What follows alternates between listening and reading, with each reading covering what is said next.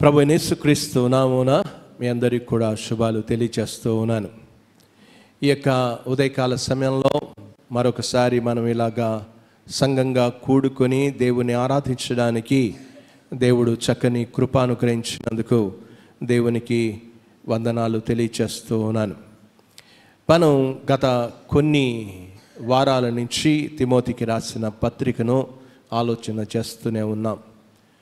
సేవకుడు ఏమి బోధించాలో చెప్పాడు, సంఘంలో పురుషులు ఎలాగుండాలో చెప్పాడు, సంఘంలో స్త్రీలు ఎలాగుండాలో చెప్పాడు. అందుకే ఈ పత్రిక యొక్క ముఖ్య ఉద్దేశం తిమోతికి రాసిన మొదటి పత్రికలో 3వ అధ్యాయం 15వ వచనంలో జీవము గల దేవుని సంఘములో జనులు ఎలాగూ ప్రవర్తింపవలెనో అని అన్నాడు. జనులు ఎలాగూ ప్రవర్తింపవలెనో అనే విషయాన్ని అక్కడ చెప్పాడు. నీవు ఎలాగూ ప్రవర్తింపవలెనో ఆ ఫుట్ నోట్లో చూడండి. నీవు ఎలాగూ సంఘంలో నీవు ఎలాగ ప్రవర్తించాలి. మనం అందరం కూడా సంఘానికి వస్తూ ఉన్నాం. అక్కడ చెప్పాడు జీవం గల దేవుని సంఘములో జనులు అనే మాట దగ్గర నీవు ఎలాగూ ప్రవర్తింపవలెనో అది నీకు తెలియవలనని ఈ సంగతులు నీకు రాస్తూ ఉన్నాడు.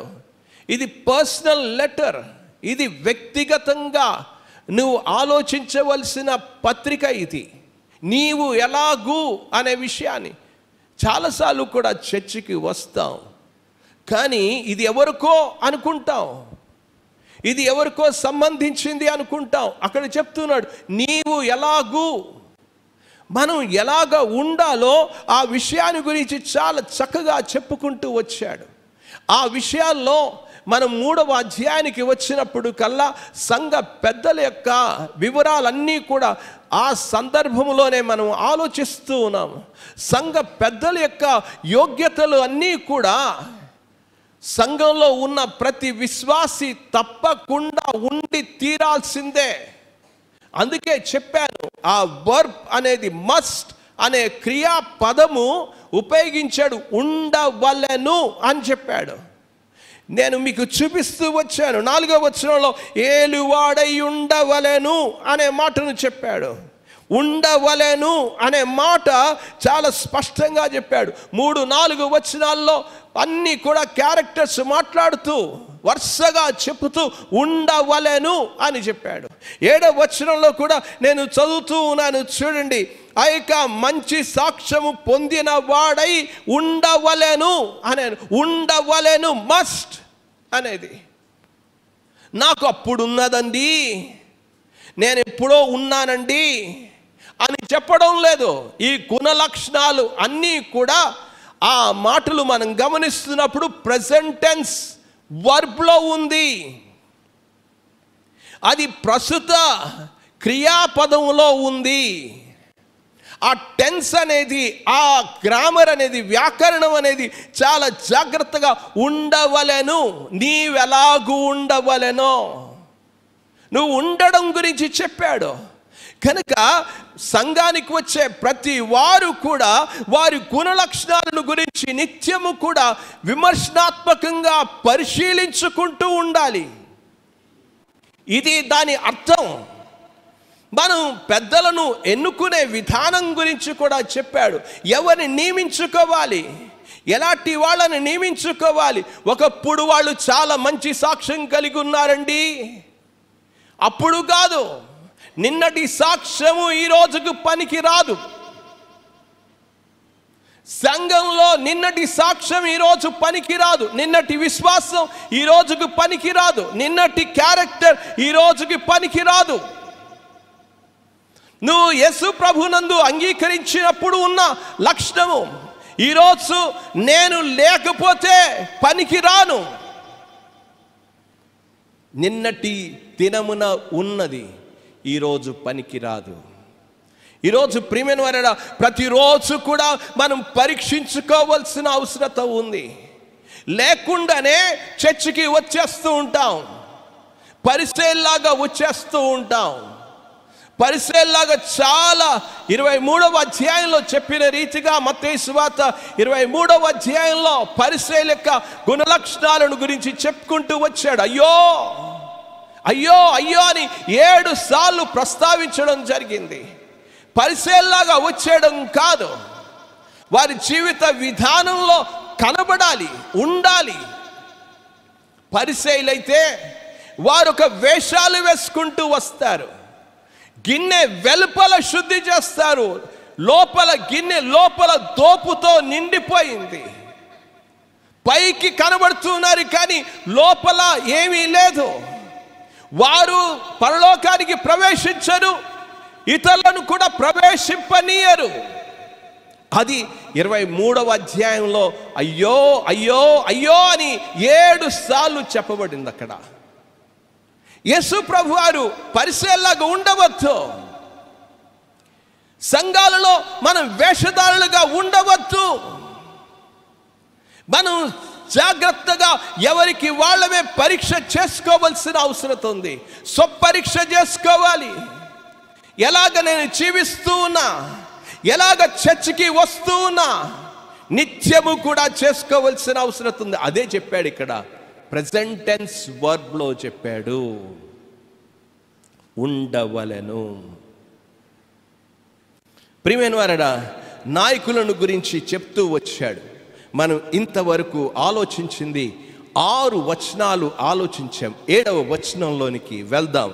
ఆ వచనంలో ఎలాగ రాయబడింది, మరియు అతడు నిందల పాలై అపవాది ఊరిలో పడకుండునట్లు సంఘమునకు వెలుపటి వారి చేత మంచి సాక్ష్యము పొందినవాడై ఉండవలెను. మంచి సాక్ష్యము పొందినవాడై ఉండవలెను.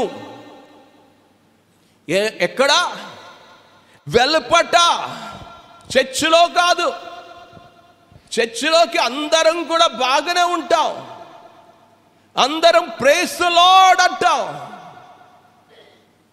ప్రార్థనకు రాలేదు, ప్రార్థన చేసుకుంటున్నావా, బైబిల్ చదువుతున్నావు, ఇవన్నీ ఉంటాయి. కానీ ఇది కాదు.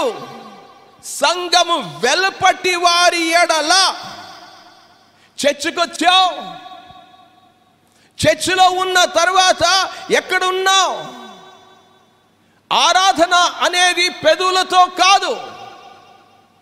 ఈ రోజున ఆరాధన పెదవులతో ఉన్నది. అందుకే యేసు ప్రభు వారు చెప్తూ వచ్చారు, ఈ ప్రజలు పెదవులతో నన్ను ఘనపరచుదురు కానీ వారి హృదయం నాకు దూరముగా ఉన్నది. వచ్చావు, వారి యొక్క హృదయ అంతరంగాలలో మాత్రం కనబడ్డంలా. ఎక్కడ కనబడతావు? ఆరాధన అయిపోగానే ఏదో షాప్లో కనబడతావు. ఎక్కడ? పలానా షాప్, పలానా పాక, పలానా కొంప, పలానా దారిలో కనబడతావు. ఎక్కడ కనబడతావు? ఈ రోజున చర్చ్కి వచ్చి ఇక్కడ ఆరాధనకు వచ్చావు, కానీ నీ జీవిత విధానం ఎలాగున్నది? అనైతికమైన జీవితాల్లో జీవిస్తూ ఉన్నావు. ఇక్కడ మాత్రం చాలా చక్కగా వచ్చేస్తావు. ఇంటికి వెళితే భార్యాభర్తలు దెబ్బలాడుకుంటూ ఉంటారు, సఖ్యత ఉండదు, సమాధానం ఉండదు. ఇక్కడ మాత్రం ఆరాధన మాత్రం చేసేస్తాం. భాషలు కూడా వచ్చేస్తాయి కొన్ని సంఘాలలో. ఇంటికి వెళ్ళిన తర్వాత ఏ భాషలు మాట్లాడుతున్నారో ఒక్కసారి కూర్చుని ఆలోచించుకోవాల్సిన అవసరత ఉంది.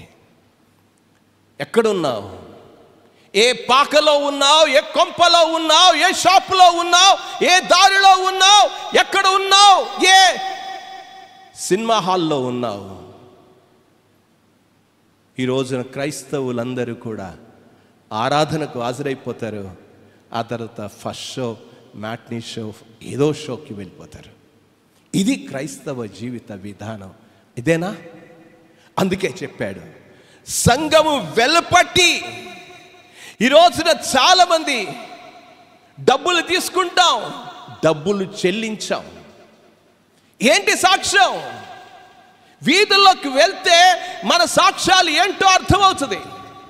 డబ్బులు తీసుకుంటారండి, అంతే.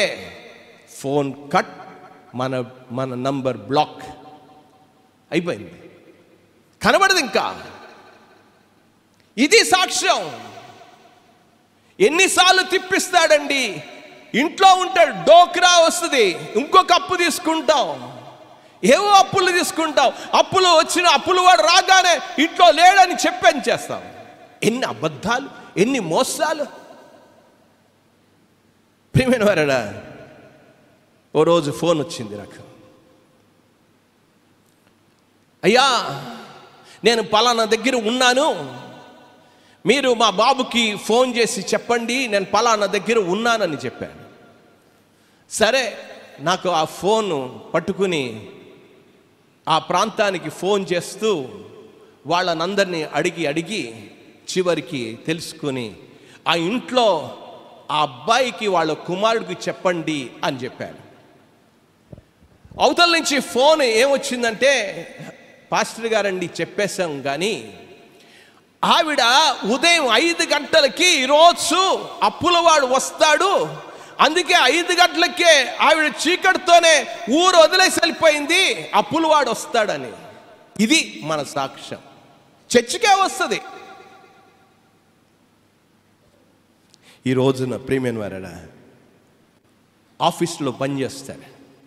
ఏంటి ఆఫీస్లో సాక్ష్యం? ఏంటి సాక్ష్యం? లంచాలు తీసుకుంటాడని సాక్ష్యమా? సంతకం పెట్టడానికి లంచం తీసుకుంటాడండి, ఇదా సాక్ష్యం? ఇదా క్రైస్తవ జీవితం? అందుకే అన్నాడు, జనులు ఎలాగూ ప్రవర్తింపవలెనో, ఇది ప్రవర్తన. అందుకే సంఘము వెలుపటి వారి ఎడల బయట ఏమి చెప్పుకుంటున్నారు? ఈడు లంచగొండండి, ఈడు త్రాగుబోతండి, ఈడు వ్యభిచారండి, ఈడు అమ్మాయిల వెనకాల వెళ్తాడండి, ఆ కొంపలో ఉంటాడు, ఆ యొక్క పాకలో ఉంటాడని చెప్తారా? ఏంటి సాక్ష్యం? సంఘము వెల్పట్టి వారి ఎడల. ఈ రోజున ప్రియమైన వారడా, సాక్ష్యము లేని వారు చర్చిలో కనబడుతూనే ఉంటారు. ఉందా సాక్ష్యం? ఉందా? ఒక్కసారి వీధుల్లోకి వెళ్ళండి. అలాంటి వాళ్ళు వెళ్తే, అలాంటి సాక్ష్యం కలిగి ఉంటే ఏం చెప్తున్నాడు చదవండి ఒక్కసారి ఆ మాటలు. మరియు అతడు నిందల పాలై, ఆ మాటలు చాలా జాగ్రత్తగా గమనించాలని మనవి చేస్తున్నా. ఆ నిందలు ఏమొస్తాయి? నిందలు. ఇంకేమంటాడు దేవుని యొక్క వాక్యంలో? ఆ మాటలు చదువుతూ ఉన్నాను. అపవాది ఊరిలో ఎక్కడ పడతాడు? అపవాది ఊరిలో పడతాడు. మంచి సాక్ష్యము లేకపోతే.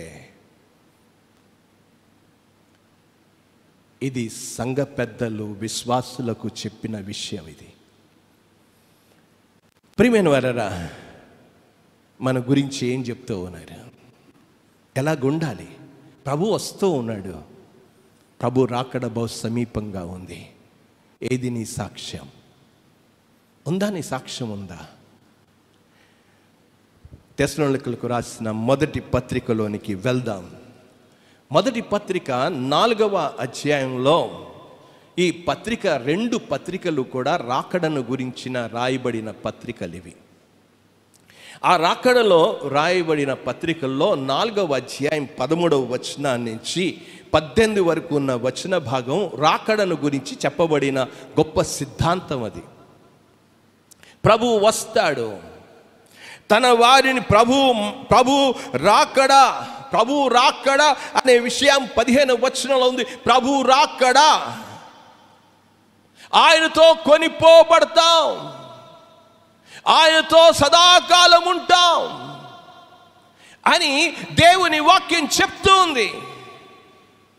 ఇప్పుడు ఎలాగుండాలి, ఎలాగ ఉండాలో ఆ ముందు వచనాల్లో రాశాడు. ఒకసారి చూడండి. తెస్సలోనికీయులకు రాసిన మొదటి పత్రిక 4వ అధ్యాయము మనకు 10 నుంచి 12 వరకు వచన భాగాలు కలిసి ఉన్నాయి.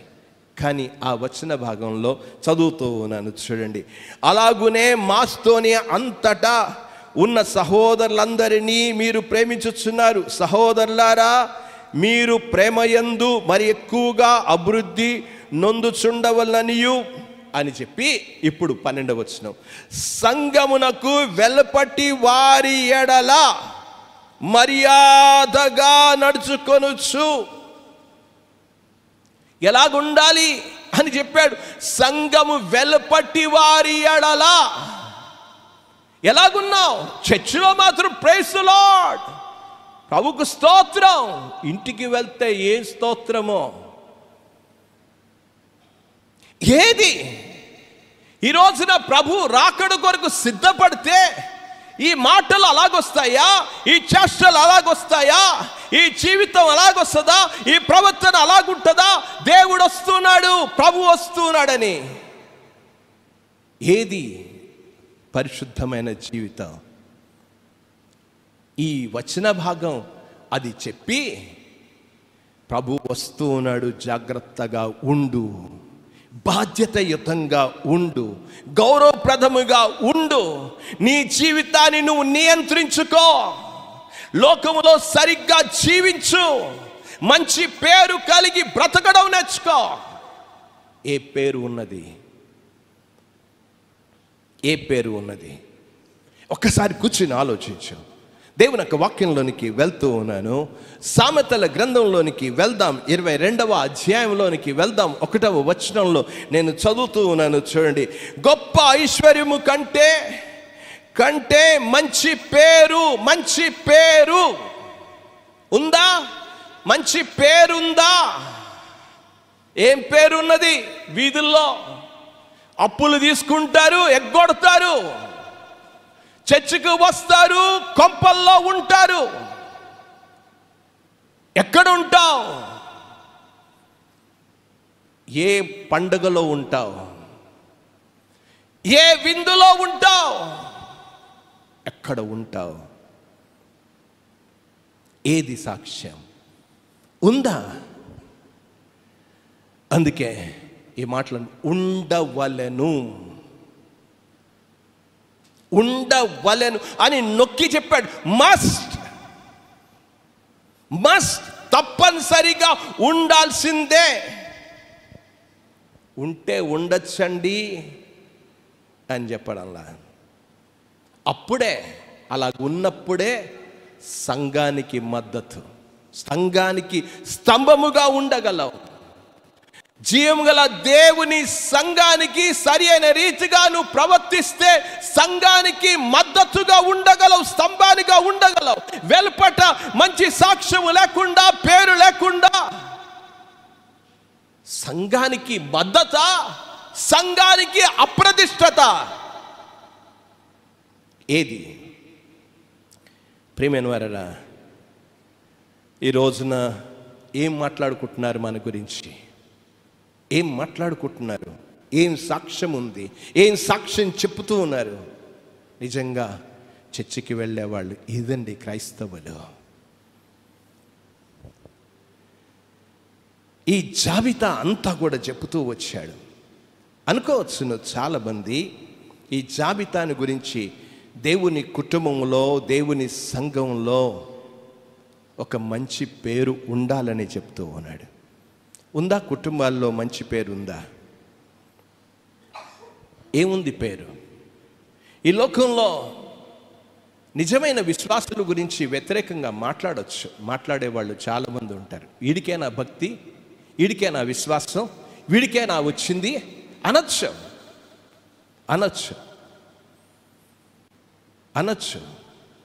కానీ నిజాయితీ, యథార్థత అనేది నీకు దేవునికే తెలుసు. మంచి పేరు. మనం పెద్దలు ఎలాగుండాలి అనే విషయాన్ని గురించి 14 అర్హతలను గురించి మనం పరీక్షించాం. 14 ఒక సిరీస్ని అంతా కూడా ఆలోచిస్తూ వచ్చాం.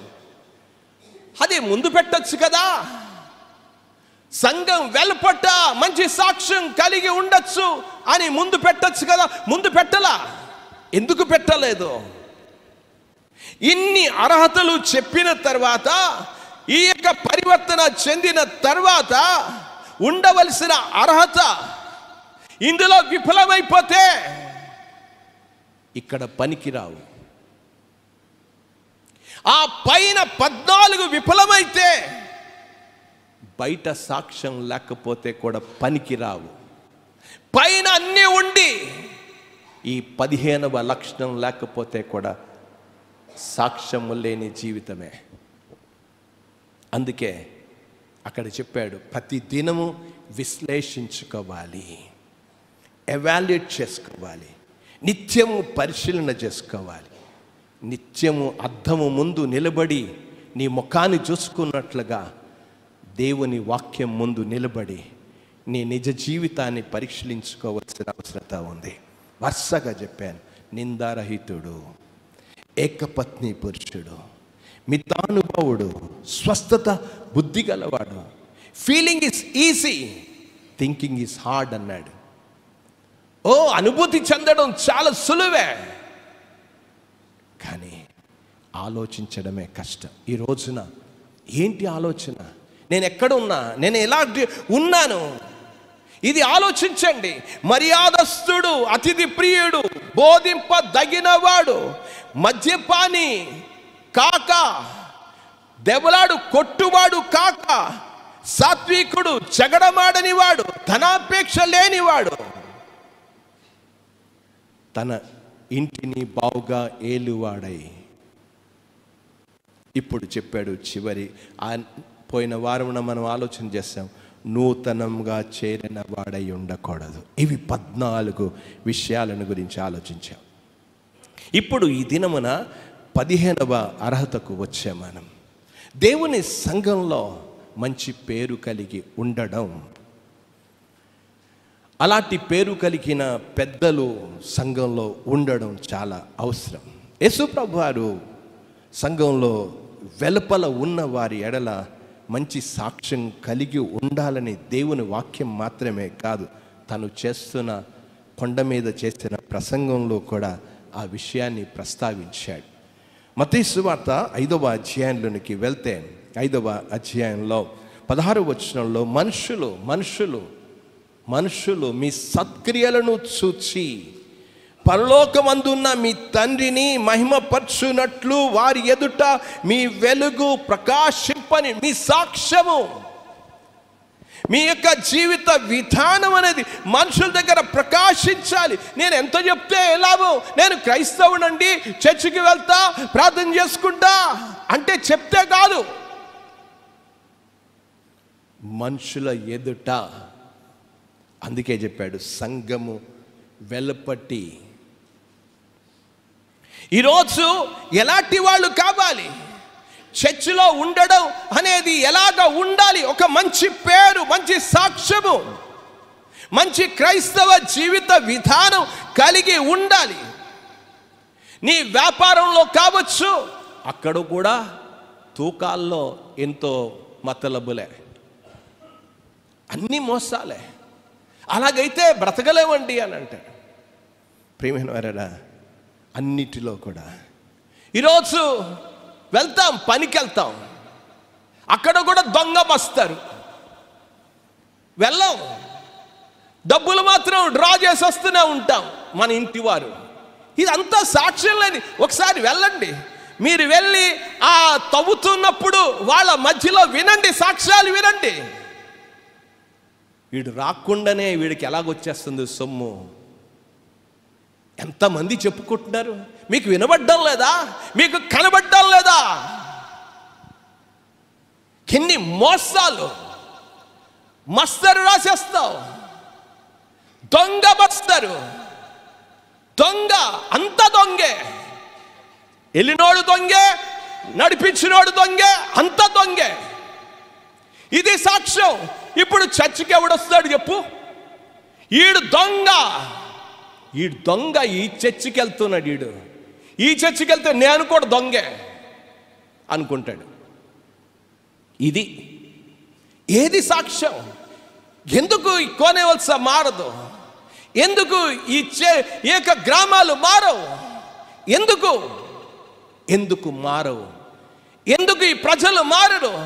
ఎందుకు ఈ యొక్క 140 కోట్ల ప్రజలు ఎందుకు మారరు? క్రైస్తవునికి సాక్ష్యము లేదు. పనిలో వెళ్తే దొంగే, అక్కడ కూడా పని చేయవు. ఏది సాక్ష్యం? ప్రతి రంగంలో చూస్తూ ఉంటే అంత దొంగే. ఈ రోజున ఏమంటారు? వీడు అబద్ధాలు కోరు, వీడు మోసగాడు, వీడు టక్కరిగాడు, వీడు వక్రీకరించేవాడు. ఇది సాక్ష్యం అంది సంఘం వెలపట్టి వారి ఎడల. నేను చెప్తుంది సత్యమా కాదా అనేది మీరు పనికి వెళ్ళి అన్యులను కనుక్కోండి. కాల్సొస్తే వాడు దొంగ, వీడు దొంగ, అందరూ దొంగలే. ఈ దొంగల గుహగా చేశారు చర్చిని, పరిశుద్ధమైన మందిరంగా కాదు. ఎంత భయంకరమైన విషయం. ఓ రోజున ఒక పరిచారకుడు గురించిన కథ నేను మీకు చెప్పాలి, వృత్తాంతం, జరిగిన వృత్తాంతాన్ని గురించి. అతడు, ఆ పరిచారకుడు సేవ చేశాడు, సంఘంలో చాలా దేవుని వాక్యాన్ని చెప్పి ప్రజలను హెచ్చరిక చేస్తూ వచ్చాడు. అతడు చివరిగా ఒక మరణ దశలోనికి వెళ్ళాడు. మరణ పడక మీద ఉన్నాడు హాస్పిటల్లో ఉంటే అతడు హాస్పిటల్కి మనుషులు వస్తూ ఉన్నారు. ఈ యొక్క పాస్టర్ గారు మంచం మీద ఉండి మన ఇద్దరు సంఘానికి వస్తున్న పెద్దల్ని పిలండి అని అన్నాడు. వాళ్ళు కొన్ని చర్చిలో పెద్దలు, సెక్రటరీ, ప్రెసిడెంట్లు, ట్రెజరర్లు, వాళ్ళని ఇద్దరిని పిలండి అన్నాడు ఈ పాస్టర్ గారు. వాళ్ళిద్దరు వచ్చారు. మరణ మంచం మీదకి అక్కడ పాస్టర్ గారు ఉంటే పాస్టర్ గారు పక్కన ఇద్దరు నిలబడ్డారు. ఈ పక్కన ఆ పక్కన నిలబడ్డారు. వాళ్ళకేమో చాలా ఆశ్చర్యం అనిపించింది. ఏమనిపించిందంటే, పాస్టర్ గారండి ఎవరిని పిలలేదు హాస్పిటల్కి, మా ఇద్దరినే పిలిచారు. మేమెంత చలించిపోతున్నామంటే మా మీద ఇంత ప్రేమ మీరు కనపరుస్తున్నారు, చాలా మాకు ఆశ్చర్యం అనిపిస్తుంది అని అన్నాడు. అప్పుడు పాస్టర్ గారు ఇలాగన్నారు, నువ్వు ఆఖరిగా చనిపోయే ముందు మమ్మల్నే చూడాలని నువ్వెందుకు అనుకున్నావు? మమ్మల్నే ఎందుకు చూడాలనుకున్నావు అని అడిగాడు. అప్పుడు అన్నాడు, నేను యేసయ్యలాగా ఇద్దరు దొంగల మధ్యలో యేసు ప్రభువారు నిర్దోషిగా ఎలాగ చనిపోయాడో అలాగ చనిపోవాలనే నేను మిమ్మల్ని ఇద్దరిని పిలిచానని అన్నాడు. అర్థమయ్యి ఉండాలి. అంటే వీడు దొంగ, వీడు దొంగ, దొంగల మధ్యలో నిర్దోషిగా యేసయ్య మరణించినట్లు నేను చనిపోవాలనుకున్నా. ఎంత విచారకరమైన సాక్ష్యాలు! ఈ రోజున సంఘంలో ఉన్న ఆ యొక్క విశ్వాసులు, పెద్దల యొక్క సాక్ష్యాలు ఏంటి అంటే, ఈ దొంగలు అర్హత లేనివారు, యోగ్యత లేనివారు, ఇలాంటి వాళ్ళు సంఘాలు నడిపిస్తారు. ఏంటి సాక్ష్యం? ఈ రోజున ప్రియమైన వారడా, బయట సాక్ష్యం ఏంటి? అవిశ్వాసులు ఎదుట సాక్ష్యం ఏంటి? మనం ఎంత శ్రద్ధ వహించాలి. ఏమనుకుంటున్నారు? నేను ఈ చర్చికి వెళ్తూ ఉన్నా, మనుషులు ఏమనుకుంటున్నారు? నేను మారాననుకుంటున్నారా? నేను ఎలాగున్నానో అలాగే ఉన్నాను అనుకుంటున్నారా? ఏమనుకుంటున్నారు? అందుకే దేవుని నామము అన్యజనుల మధ్యలో దూషింపబడుతుంది. దేవుని సువార్త జరగకపోవడానికి కారణం సాక్ష్యం లేని జీవితాలే. సాక్ష్యం ఉంటే బోధ అవసరం లేదు, కరపత్రాలు అవసరం లేదు, వీధుల్లో తిరగడం అవసరం లేదు, వీధుల్లో సాక్ష్యాలు చెప్పని అవసరంలా. కావలసింది ఈరోజు ఎలాగున్నా బయట వారి ఎడల సాక్ష్యం లేదు. ఇక ఈ సమయంలో నేను 2 ప్రశ్నలు ఇక్కడ ప్రశ్నించుకుని ఆ రెండిటికి సమాధానాలు చెప్పాలని నేను ఆశిస్తూ ఉన్నా.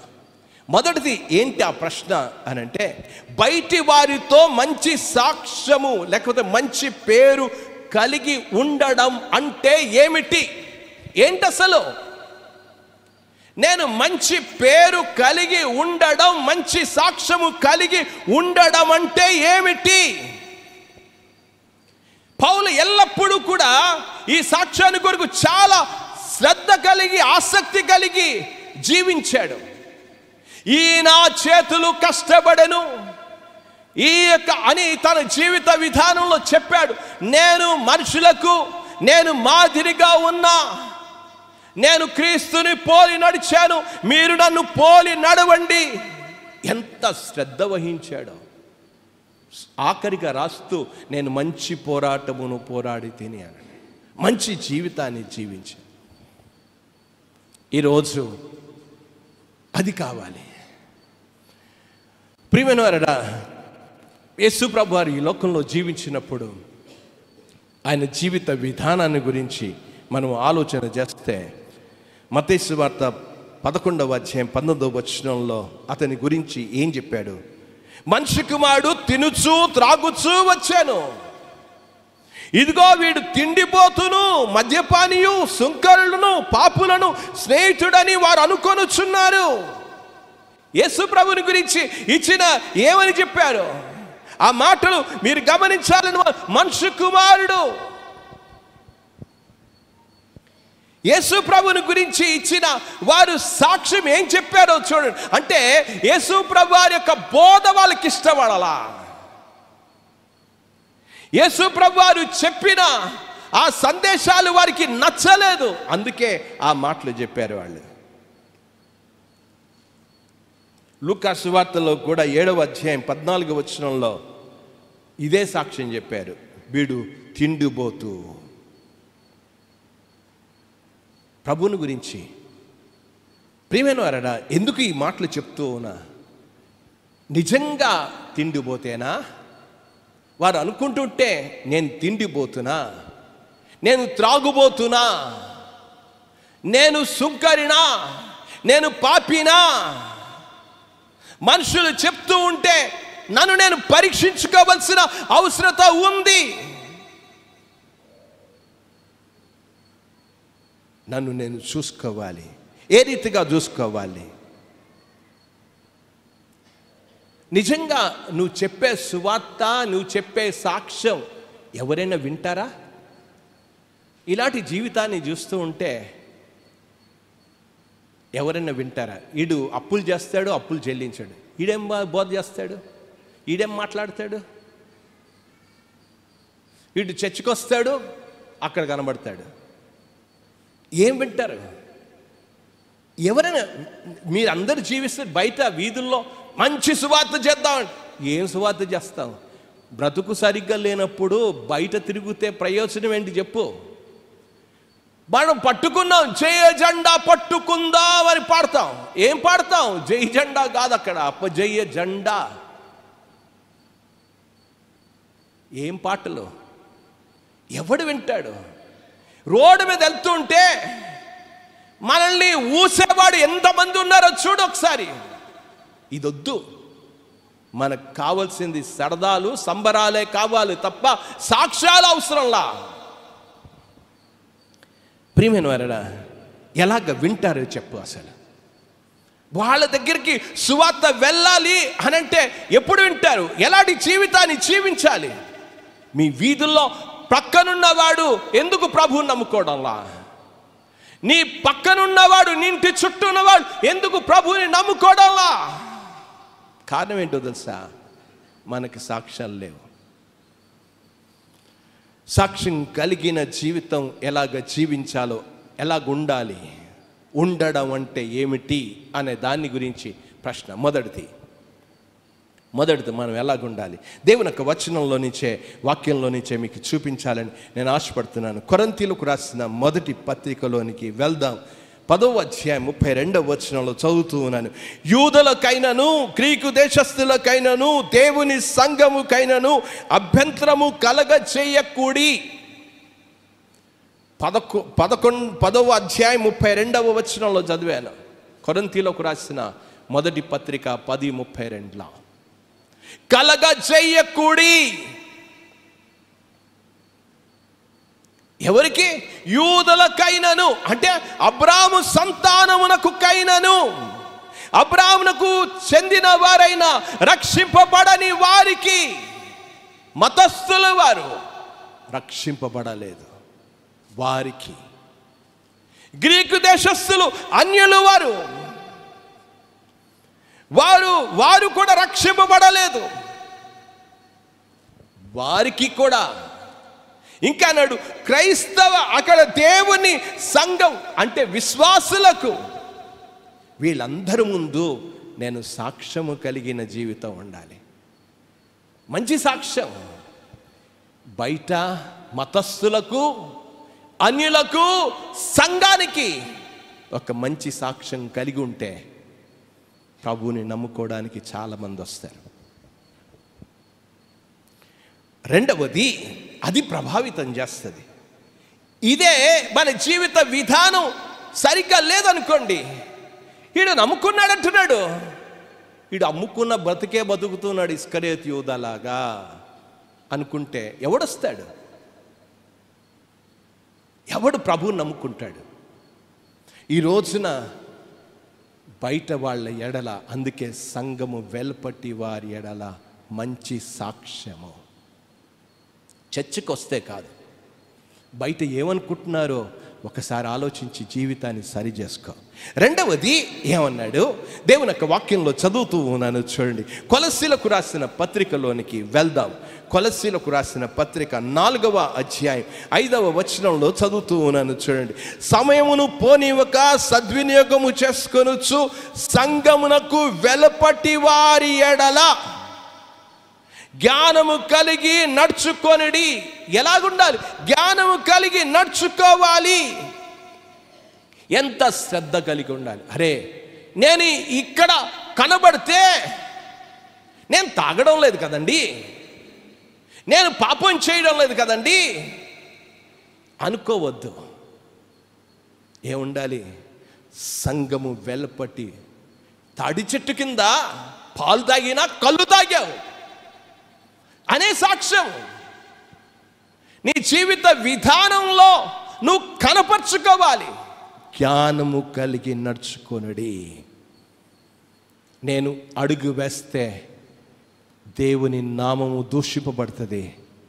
ఒక వ్యక్తి ప్రభు దగ్గరికి రాకుండా నేనే అడ్డుబండనవుతాను, ఆటంకం అవుతాను, అభ్యంతరంగా అవుతాను. ఎంత చక్కగా చెప్పుకుంటూ వచ్చాడు. దేవుని యొక్క వాక్యంలో తెస్సలోనిక సంఘంలో కూడా నేను చదివాను. 3వది ఏమన్నాడు? ప్రభు రాకడ గురించి మాట్లాడుతూ 12వ వచనంలో చెప్పాను, సంఘము వెలపట్టి వారి ఎడల మర్యాదగా. ఏం మాటలు? అసలు మర్యాద ఇస్తారా క్రైస్తవులు? ఏం మాట్లాడుతున్నావు? నీ మాటలు ఏం కనబడుతున్నాయి? మర్యాదగా మాట్లాడుతున్నావా? మర్యాదగా నడుచుకుంటున్నావా? ఎలా నడుచుకుంటున్నావు? ఏది నీ జీవితం? ఏది సముచితంగా ప్రవర్తిస్తున్నావా? సరి అయిన రీతిగా ప్రవర్తిస్తున్నావు? ఎవరితో ఎలాగ ప్రవర్తించాలో లేనప్పుడు ఏ సాక్ష్యం చెప్పు? మనల్ని చూసినప్పుడు నువ్వు క్రైస్తవుడువా? అలా మాట్లాడుతున్నావు? ఎంత సౌమ్యంగా మాట్లాడుతున్నావు? నువ్వు క్రైస్తవుడువా? చెప్పగలుగుతున్నారా మన గురించి? అందుకే సంఘము వెలుపటి వారి ఎడల ఎలాంటి చూపిస్తున్నావు? వ్యాపారంలో కావచ్చు, ఉద్యోగంలోనే కావచ్చు, పనిలోనే కావచ్చు. అరే, ఈ క్రైస్తవుడు పని చేస్తాడండి, మాట తప్పడండి. చదువుతాం. ఎందుకు చదువుతాం బైబిల్లో? మీరు 15వ కీర్తనలో అతిథిగా యెహోవా నీ గుడారమునకు అతిథిగా ఉండదగిన వాడెవడు ఎవడు అని చెప్తూ అక్కడ చెప్పాడు, అతడు ప్రమాణము చేయగా మాట తప్పాడు. ఈరోజు ఈ పని చేయించేస్తాను, ఆ పని చేయించేస్తానని డబ్బులు తీసేసుకుంటారు. ఆ తర్వాత చెప్తారు అవ్వలేదండి అని అంటారు. ఆ డబ్బులు వాడికి ఇచ్చేసానంటాడు. చేసేవో లేదో నాకు తెలియదు. ప్రియమైన వారరా, ఇవి చర్చిలో జరిగే విషయాలు. కాకినాడలో మా ఇంట్లో ఒక ముసలమ్మ పనిచేస్తుంది. ఆ ముసలమ్మ పనిచేస్తే ఆ ముసలమ్మకి పాపం పెన్షన్ రాదు. పెన్షన్ రాకపోతే నేను చూస్తానమ్మా అన్నాను. సరే ఎవరితోనన్నా మాట్లాడదామని ఆవిడ ఆ వీధిలో ఉన్న ఆ మెంబరుకి, నువ్వు ఒక 10,000 తీసుకురా, నీకు పెన్షన్ తప్పకుండా శాంక్షన్ చేయిస్తాను. అది వచ్చి పాస్టరమ్మ గారికి చెప్పారు. పాస్టరమ్మ నాకు చెప్పారు, ఈవిడికి ఏదన్నా పెన్షన్ అని. మా బైబిల్ స్కూల్లో ఒక స్టూడెంట్ కలెక్టర్ దగ్గరే పనిచేస్తుంది. అమ్మాయికి చెప్పాను. అమ్మాయికి చెప్పగానే తీసుకురా అంత తీసుకొచ్చి ఆవిడ చేతిలో పెట్టాను. ఆవిడకి పెన్షన్ వచ్చేసింది. ఒక్క పైసా కూడా, ఒక్క పైసా. ఈరోజు అధికారంలో ఉంటాం, అన్నీ లంచాలే, అన్నీ అవినీతి పనులే. దేనికి? ఎక్కడుంది సాక్ష్యం? ఎక్కడ ఉంది సాక్ష్యం చెప్పండి. అసలు చర్చ్ అనేది ఒక క్లబ్ కాదు, అన్యుల చేత దూషింపబడడానికి కాదు చర్చ్. చర్చ్ అనేది ఒక మర్యాద, ఒక హుందాగా ఉండవలసిన పరిశుద్ధమైన స్థలం. ఇది పరిశుద్ధమైన గుణ లక్షణాలు కలిగి ఉన్నప్పుడే లోకం మనల్ని చూచి ప్రభువుని నమ్ముకోవాలి. దానియేలు బబులోను చెరలో ఉన్నాడు. నా దేవుడు అని పాటలు పాడలా, మా దేవుడు అని చెప్పలా, ఏ బోధ చేయలేదు. అతడు వెళ్ళి యథావిధంగా ప్రార్థన చేసుకుంటూనే వచ్చాడు. 6వ అధ్యాయంలో దానియేలు గురించి ఇచ్చిన మంచి సాక్ష్యం ఏంటో తెలుసా? ఒక్కసారి చదవండి, అర్థమవుతుంది. ఈరోజు మన సాక్ష్యాలు ఎలాగున్నాయి? అసలు ఏది సాక్ష్యం, ఏది జీవితం? అసలు 6వ అధ్యాయంలోనికి వెళ్తూ ఉన్న నా మాటలు చదువుతూ ఉన్నాను. 4వ వచనంలో అందుకు ఆయన ప్రధానులు, అధిపతులు రాజ్యపాలన చేయు విషయంలో దానియేలు మీద ఏదైనా ఒక్క నింద మోపవలన ఉండి తగిన హేతువు కనిపెట్టుచుండిరి. గాని దానియేలు నమ్మకస్తుడై ఏ నేరమైనను ఏ తప్పైనను చేయవాడు కాడు. దానియేలులో తప్పైనను లోపమైనను కనుగొనలేకపోయిరి. ఏది కూడా కనుగోలేకపోయారు, ఒక్కటి కూడా. ఈరోజు ఏది? ఆఫీస్లో ఉందా సాక్ష్యం? వీధుల్లో ఉందా సాక్ష్యం? పనిలో ఉందా సాక్ష్యం? వెళ్తున్నావు కదా, పనికి ఆహార పథకానికి వెళ్తావు, ఏది సాక్ష్యం? ఏది? ఒక్కసారి కూర్చుని ఆలోచించాలని మనం చేస్తూ ఉన్నా. దానియేలు ఏమి చెప్పలా? దానియేలు ప్రార్థన చేసుకుంటూ ఉన్నాడు, సింహపు బోన్లోకి వెళ్ళాడు, ఏ మాట మాట్లాడలా. కానీ ఎంత అద్భుతమైన దేవుడు గురించిన అన్యుడు చెప్పగలిగాడు. అన్యరాజు చెప్పిన విషయం దేవుని యొక్క వాక్యంలో చదువుతూ ఉన్నాను, చూడండి. అతడు 20వ వచనంలోనికి వెళ్తే, అతడు గృహ దగ్గరికి రాగానే దుఃఖ స్వరముతో దానియేలును పిలిచి, జీవము గల దేవుని సేవకుడు అయిన దానియేలు, జీవము గల దేవుడు. ఎలాంటి దేవుడు నీ దేవుడు? నీ గురించి చెప్పినప్పుడు నీ దేవుడయ్యా జీవము గలవాడయ్యా చెప్తాడా? వాళ్ళు విగ్రహాలకి అన్నీ పూసేసి ఉంటాయి, అందుకే ఎన్ని దొంగ పనులు చేసినా కనబడు కళ్ళుకి. మన దేవుడు కళ్ళున్న దేవుడు, మనసున్న దేవుడు, చేతులు ఉన్న దేవుడు, కాళ్ళున్న దేవుడు, వచ్చే దేవుడు, చూచే దేవుడు. దేవుడు. అందుకే ప్రియమైనవారా, ఎంత అద్భుతమైన విషయం. ఈ రోజున మనల్ని చూచి సంఘానికి రావాలి. మనల్ని చూచి వేషధారులుగా వస్తే ఎవరు వస్తారు? నిన్ను బట్టి ఎంతమందికి అడ్డుబండగా ఉన్నావు, ఎంతమందికి ఆటంకంగా ఉన్నావు. సంఘానికి మనుషులకు అభ్యంతరం కలిగ చేయకూడదంటే నిన్ను బట్టి సంఘంలో నుంచి కొంతమంది రాకుండా పోయారు. కొన్ని కుటుంబాలు వెనకకు వెళ్ళిపోయాయి. ఎందుకు వెళ్ళిపోయాయి? ఎప్పుడన్నా ఆలోచించావా? ఏమి ఆలోచించావు? నేను మాత్రం చర్చిలో కనబడాలి. ఒక్కసారి కూర్చుని ఆలోచించు. ఏది? ఎవరికి నేను అభ్యంతరంగా ఉండకూడదు, ఎవరికి ఆటంకంగా ఉండకూడదు. దేవునికి సమర్పణ కలిగి కట్టుబడి మంచి సాక్ష్యము కలిగిన జీవితాన్ని జీవించాలి. అవిశ్వాసులు చెప్పాలి, అన్యులు చెప్పాలి, జీవం గల దేవుని బిడ్డలో దేవుని నమ్ముకున్నారు. ఈ రోజున ప్రియమైన సహోదరి సహోదరుడా, మన మీద ఎన్ని ఆరోపణలు ఉన్నాయో అవేవి పట్టించుకో. మన మీద ఉన్న ఎన్ని నిందలు ఉన్నాయో పట్టించుకో. అవన్నీ తప్పుడు అండి. అవన్నీ కూడా వాళ్ళు చెప్తారు, వీళ్ళు చెప్తారు. నిజమైన జీవితం నీకు తెలుసు, నీకు తెలుసు, నీకు తెలుసు. యేసు ప్రభు వారి మీద ఎన్నో అపనిందలు వేశారు. ఆయన చెప్పాడు,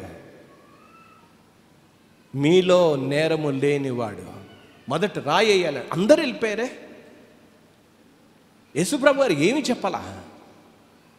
అందరూ వెళ్ళిపోయారు, ఆయన ఒక్కడే మిగిలాడు. యేసుప్రభు వారు సిలువలోనికి వెళ్ళారు. అందరూ కూడా దూషించారు, అందరూ కూడా తూలనాడారు. దొంగలు కూడా తూలనాడినట్లుగా చూస్తున్నాం. మాట్లాడారు. మనకు తెలుసు. లూకా సువార్తలోనికి వెళ్తే, లూకా సువార్తలో ఆయన గురించి చెప్పిన వేలాడబడిన ఆ నేరస్తులలో మీరు 23వ అధ్యాయం 39వ వచనం నుంచి చదువుతూ ఉంటే ఆయన వేలాడబడ్డాడు. ఇద్దరు దొంగల మధ్యలో వేలాడబడ్డాడు. వేలాడబడినప్పుడు చెప్పిన విషయం అందరూ తూలనాడుతుంటే అక్కడ చెప్పాడు, నిన్ను నువ్వు రక్షించుకో, నువ్వు దేవుడు అయితే, నువ్వు దేవుని కుమారుడు అయితే, ఎన్నెన్నో అన్నారు. మమ్మను కూడా రక్షించు. అప్పుడు అన్నాడు ఆ దొంగ, పక్కనున్నవాడు గద్దించాడు. ఏమన్నాడు? గద్దించి, నీవు అదే శిక్షా విధిలో ఉన్నావు, దేవునికి భయపడవా? ఈరోజు దేవునికి భయపడితే బాగున్ను. దేవుని భయమే లేదు. దేవునికి భయపడవా? మనకైతే ఇది న్యాయము. ఈయన ఏ తప్పిదము చేయలేదు. ఎంత అద్భుతమైన సాక్ష్యం! యేసు ప్రభు వారి యొక్క సాక్ష్యం. ఈయన ఏ తప్పైనను చేయలేదు. శతాధిపతి అంటాడు, ఈయన నిజముగా దేవుని కుమారుడు అన్నాడు. ఎంత అద్భుతమైన సాక్ష్యం!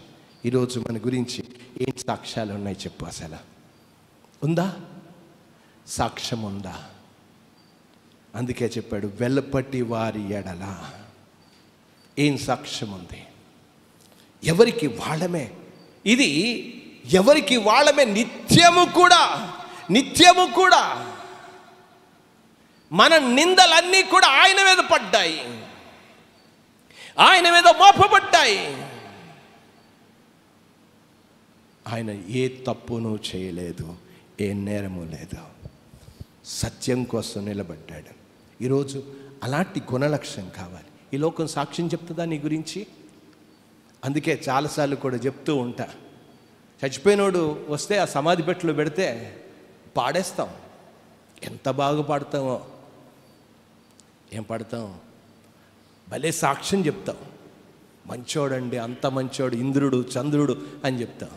లోకానికి తెలుసు, వీడు ఆ సమాధి పెట్టి మోసుకుని వెళ్తుంటే లోకం అంతా చెప్పుకుంటుంది, తాగుబోతాడు, చచ్చాడరా అని. వీడికి సాక్ష్యమే లేదు.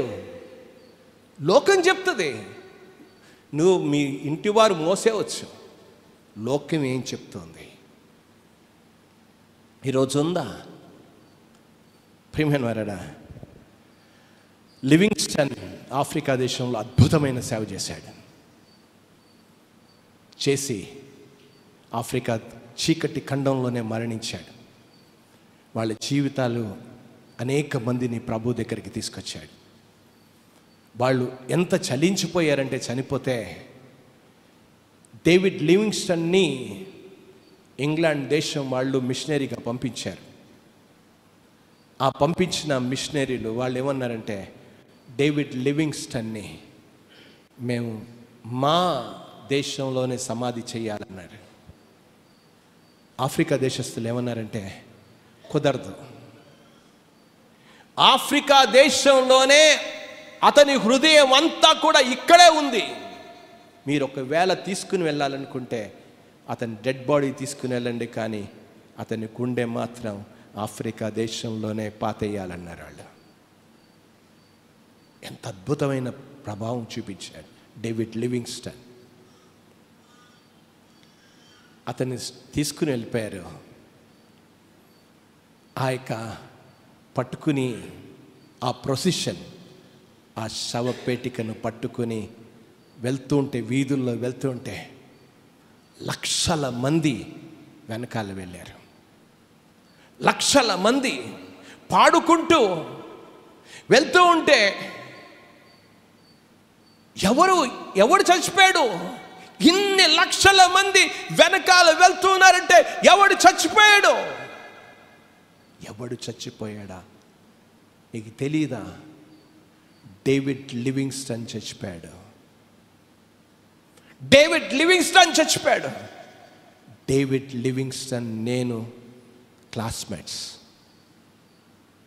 త్రాగుబోతు. అప్పుడు చెప్పాడు, ఆ త్రాగుబోతుడు ఏమన్నాడు తెలుసా? ప్రభువుని నమ్ముకుని ఇన్ని లక్షల మంది వెనకాల వెళ్ళారు, నేను చస్తే ఒక కుక్క కూడా రాదేమో అన్నాడు. ఈరోజు కుక్క కూడా రాదేమో నీ సాక్ష్యాన్ని చూసి. అర్థం చేసుకో, సంఘం వెలుపటి వారి ఎడల మంచి సాక్ష్యం కలిగే ఎలాగ నిలబెట్టుకుంటావు చెప్పు. అది ఒకరోజు కాదు, నిన్న సాక్ష్యం కాదు, నిన్న జీవితం కాదు, నిన్న సామ్యం కాదు, నిన్న భక్తి కాదు, నిన్న పరిశుద్ధత కాదు, నిన్న సహనం కాదు, నిన్నటి జీవితం కాదు, ఈరోజు జీవితం కావాలి. ఈరోజు ఎలాగున్నావు చెప్పు. ఎక్కడికి వెళ్ళినా ఎలాగ పనిచేస్తున్నావు చెప్పు. మనుషులకు కంటికి కనబడాలని పనిచేస్తావు. పౌలు అంటాడు, హృదయపూర్వకంగా పనిచేయి, మనస్సాక్షితో పనిచేయి. ఈరోజు ఉందా పని? బోధన ఉందా? మనస్సాక్షితోనే బోధిస్తున్నావు? మనస్సాక్షితోనే ఉంటున్నావా? ఏది ఈ రోజున అంత మోసగాళ్ళు, అంత మోసంతో నిండిపోయింది. ప్రియమైన వారడా, ఇలాంటి జీవితాలు సంఘంలో ఉంటే ఎవడొస్తాడు ప్రభు దగ్గరికి? రెండవ ప్రశ్న, ఒక నాయకుడు సంఘం వెలపట్టే వారి ఎడల మంచి పేరు కలిగి ఉండడం ఎందుకు ప్రాముఖ్యం? ఎందుకు ఇది ప్రాముఖ్యం? ఎందుకండి? అవసరమా? ఎందుకు ప్రాముఖ్యం? మొదటిది అర్థం ఏంటో చెప్పాను, ఇప్పుడు ఎందుకు ప్రాముఖ్యమో చెప్తూ ఉన్నా. ఎందుకు ప్రాముఖ్యం? మొట్టమొదట సువార్త చెప్పవలసిన బాధ్యతకు ఆ కారణము చేత మంచి సాక్ష్యం కావాలి. నేను చాలాసార్లు కూడా ఒక విషయాన్ని చెప్పాను, గతంలో మీకు జ్ఞాపకం చేశాను. ఈ రోజున సేల్స్ గర్ల్స్ అందరూ కూడా బయలుదేరి అమ్ముతారు. ఈరోజు ఫెయిర్ అండ్ లవ్లీ వచ్చింది. మీరు ఈ యొక్క 4 వీక్స్లో 7 వీక్స్లో మీ ముఖం ఎలాగుంది, ఎలాగైపోతుంది అని ఒక ఫోటో వేస్తాడు. ఈ సేల్స్ గర్ల్స్ అంతా అమ్ముతున్నారు. చాలా అద్భుతంగా ఈవిడ చెప్తూ ఉంది, అందరికీ చెప్తుంది. కానీ ఒక్కడు కూడా ఆ ప్రోడక్ట్ని కొనలేదు, ఆ వస్తువుని కొనలేదు. రాసుకుంటే, ముఖం రాసుకుంటే మీ ముఖం తెల్లబడుతుంది అవుతుంది అంటే ఒక్కడు కూడా కొనలే. చాలా బాధపడిపోయి భర్తకు చెప్పింది. భర్తతో తన బాధ అంతా వ్యక్తం చేసింది. ఎందుకండి నేను ఇంత బాగా మాట్లాడుతున్నా, ఇంత బాగా చెప్పాను, ఇంత బాగా పని చేశాను, ఎందుకండి కొనలేదు అని బాధపడిపోతుంది. భర్త ఆమె ముఖం చూసి అన్నాడు, నీ ముఖానికి ఈ ప్రోడక్ట్ రాసుకుని ఉంటే అలా కనబడలేదు నీ ముఖం, అందుకే ఎవడు కొనలేదు. ఈ రోజున మన జీవితాలు సాక్ష్యం లేకపోవడం చేత ఎవడునూ ప్రభువునందు విశ్వాసం ఉంచడం లేదు. ఈ గ్రామం ఎప్పుడో మారేది, మన సాక్ష్యాలు సరిగ్గా లేకపోవడం చేతనే ఈ గ్రామం మారలేదు. సాక్ష్యాలు సువార్త కొరకే మంచి సాక్ష్యం కావాలి. మంచి సాక్ష్యం కలిగి ఉంటే మనం చెప్పకుండానే అనేక మంది ప్రభు దగ్గరికి వస్తారు. మన ఇంటివారు ప్రభు దగ్గరికి వస్తారు. ఎలాగొచ్చారు కొర్నేలి ఇంటివారు? ఎలాగొచ్చారు? కొర్నేలి దైవభక్తి గలవాడై. చెరసాల నాయకుడు ఇంటి వారందరూ ఎందుకు రక్షణ పొందారు? చెరసాల నాయకుని యొక్క యథార్థ జీవితం, విశ్వాస జీవితం. లుద్యా తన ఇంటి వారందరూ ప్రభునందు ఎలాగ విశ్వసించారు? లుద్యా తన హృదయాన్ని ప్రభుకు తెరచడం వల్ల. ఈరోజు ఏది మన జీవితాలే అనేక మందికి ఆటంకం, అనేక కుటుంబాలకు అభ్యంతరం రాకుండానే పోయారు. చర్చికి వచ్చేవాళ్ళు కూడా పోయారు. రెండవ కారణం, ఎందుకు సాక్ష్యం ముఖ్యం? కారణం ఏంటి అని అంటే చదువుతూ ఉన్నాను, అక్కడికే వద్దాం.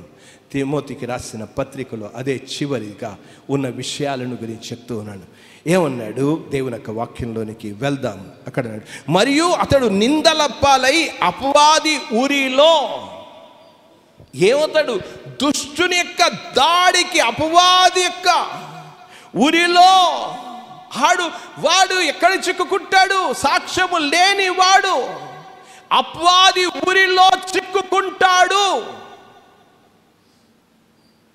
ఈరోజు లోకం అంతా కూడా చూస్తుంది సంఘం ఎక్కడ తప్పు చేస్తుంది, విశ్వాసులు ఎక్కడ తప్పు చేస్తారు.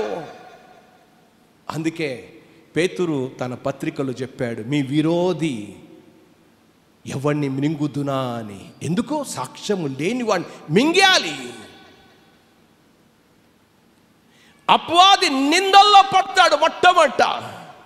ఆ నింద ఏమవుతుంది అనొచ్చు, నేను ఒక్కడనే తప్పు చేశాను కదా, నేను ఒక్కడనే తిరిగాను కదా, నేను ఒక్కడే అని అంటే, అరే ఈ వేలుకి ఒక ముళ్ళు గుచ్చుకుంటే అబ్బా అని నా నోటుతో ఎందుకంటున్నా, ఆ కన్నీళ్లు ఎందుకు వస్తున్నాయి? ఎందుకు బాధ? శరీరానంతటికి ఎందుకు బాధ? సంఘంలో ఒక్కడు తప్పు చేస్తే సంఘానంతటికి బాధే, సంఘానంతటికి బాధ. ఆ నింద నీతోనే పోవడం లేదు, క్రైస్తవ ప్రపంచం అంతటికి నిందే. అందుకే యూట్యూబ్లో ఎన్ని వస్తున్నాయి చూస్తూ ఉన్నారు. యూట్యూబ్లో ఎన్ని వస్తున్నాయో, ఎన్ని నిందలు వస్తున్నాయో చూస్తూ ఉన్నాం. ఈ బాబా, ఆ బాబా, డబ్బు బాబా, కచ్చిహుల బాబా, నూనె బాబా, అన్ని బాబాలే. ఎందుకు? ఎందుకు దేవుని నామం దూషింపబడుతూ ఉంది? సాక్ష్యము లేని జీవితాలు. ప్రియమైన సహోదరి సహోదరా, దేవుని సంఘానికి నింద కాదా? అందుకే అన్నాడు అపవాదికి దొరుకుతూ ఉన్నాడు. నింద నింద నింద. ఈ రోజున సంఘానికి నింద రాకుండా ఉండాలంటే నీ జీవితాన్ని సరి చేసుకోవాల్సిన అవసరం ఉంది. నిన్ను బట్టి సంఘానికి నింద రాకూడదు. అందుకే అన్నాడు నిందల పాలై. మొట్టమొదట దేవుని సంఘానికే నింద. ఈరోజు చర్చికి నింద వస్తే ప్రియమైన వారడా, సాతాను బిడ్డలను పూర్తిగా కిందకు లాగాలని వాడు ఎంతో ప్రయత్నం చేస్తూనే ఉన్నాడు. చర్చిని పాడు చేయాలి, సంఘానికి నింద. అందుకే నిందల పాలై. అయిపోయిందా? అక్కడతో అయిపోలేదు. నిందల పాలవుతే అయిపోలేదు. ఏమవుతాడంట? ఉరి నింద వచ్చింది, ఆ తర్వాత ఉరి వచ్చింది. అందుకే చెప్పాడు అక్కడ దేవుని యొక్క వాక్యంలో. నేను చదువుతున్న ఆ 2 ప్రాంతాల గురించి చెప్పాడు. ఒకటి, నింద వస్తుంది. ఏ ప్రాంతంలో ఆ యొక్క అపవాది దాడి చేస్తాడో చెప్పాను. మొదటి ప్రాంతం నింద వస్తుంది, సంఘానికి నింద వస్తుంది. రెండవది ఉరి వస్తుంది. దేవుని బిడ్డలను పట్టుకోవాలని వాడు ప్రయత్నం చేస్తున్నాడు, పడగొట్టాలని ప్రయత్నం చేస్తున్నాడు, ఉరి వడ్డాలని ప్రయత్నం చేస్తున్నాడు, ఉచ్చులు వెయ్యాలని ప్రయత్నం చేస్తారు. వివిధ రీతిలుగా జంతువులను పడుతున్నప్పుడు వివిధ ఉరులు వేస్తారు. ఆ కొన్ని ఉరులు కాళ్ళకి వేస్తారు, కొన్ని ఆ ఉరులు శరీరానికి వేస్తారు. కొన్నిసార్లు మనం పులులను వేటాడుతున్నప్పుడు, ఏనుగులను వేటాడుతున్నప్పుడు, పక్షులను వేటాడుతున్నప్పుడు ఒక్కొక్క వాటికి ఒక్కొక్క ఉరి, జంతువులను పట్టుకోవడానికి ఉరులు వేస్తారు. అపవాది కూడా చర్చిలో అనేకమైన ఉరులు వేస్తూనే ఉన్నాడు. ఎక్కడ దొరుకుతాడు విశ్వాసి? సాక్ష్యము లేకుండా ఎక్కడ దొరుకుతాడు? అదే చూస్తూ ఉన్నాడు. అంతే, నింద వచ్చింది, ఉరి వచ్చింది, గుణం పాడైంది. ఈ రోజున ప్రియమైన వారలారా, అపవాది కురికి మనం పడకుండా ఉండాలంటే మనం ఒప్పింపబడదాం. దేవా, నేనే యూదులకు, గ్రీకు దేశస్థులకు, అన్యులకు నేనే అడ్డుబండను. నా వల్లనే ప్రభు దగ్గరికి రాలేదు. నా వల్లనే కొంతమంది కుటుంబాలు వెనుకకు వెళ్ళిపోయాయి. క్రీస్తును నమ్ముకోకుండా అయిపోయింది, భ్రష్టులైపోయారు. ప్రభా, నువ్వు చెప్పావు, మనుషులు ఎదుట మీ సత్క్రియలను చూచి పరలోకమందున్న మీ తండ్రి మహిమపరచబడినట్లు వారి ఎదుట మీ వెలుగుని ప్రకాశింపనీయడను. ప్రభా, నేను ఇంతవరకు ప్రకాశించాలా? నా మాటలు కాదయ్యా, నా ప్రవర్తన చూచి ప్రభు దగ్గరికి రావాలి. వీడు క్రైస్తవుడు, వీడు విశ్వాసి, భక్తిపరుడు, నిజాయితీపరుడు. ఈ సాక్ష్యాన్ని కలిగి ఉందామా? వద్దండి, వద్దు అని అనుకుంటే ఎంత భయంకరమైన విషయం. నిందలు, ఊరులు పాడు చేద్దామా? మన గర్వాన్ని మధ్యలోకి రానివద్దు. దేవా, నా గర్వాన్ని వదిలేస్తూ ఉన్నా, నా అహాన్ని వదిలేస్తూ ఉన్నా. ఇక వద్దు ప్రభా. నన్ను బట్టి ఎంతమంది వెనకాలకి వెళ్ళిపోయారో అది నాకు తెలుసు, ఎంతమంది జారిపోయారో నాకు తెలుసు. నన్ను క్షమించయ్యా అని ప్రభుని ప్రార్థన చేద్దామా? రండి, తలలో వస్తాం, ప్రార్థన చేద్దాం. ఒక్కసారి ఆలోచించాలని మనం చేస్తూ ఉన్నాం. సంఘము వెల్పటి వారి ఎడల మంచి సాక్ష్యము కలిగి లేకపోతే మిగిలేది సంఘానికి నిందలే, ఆ తర్వాత వచ్చేది ఉరులే.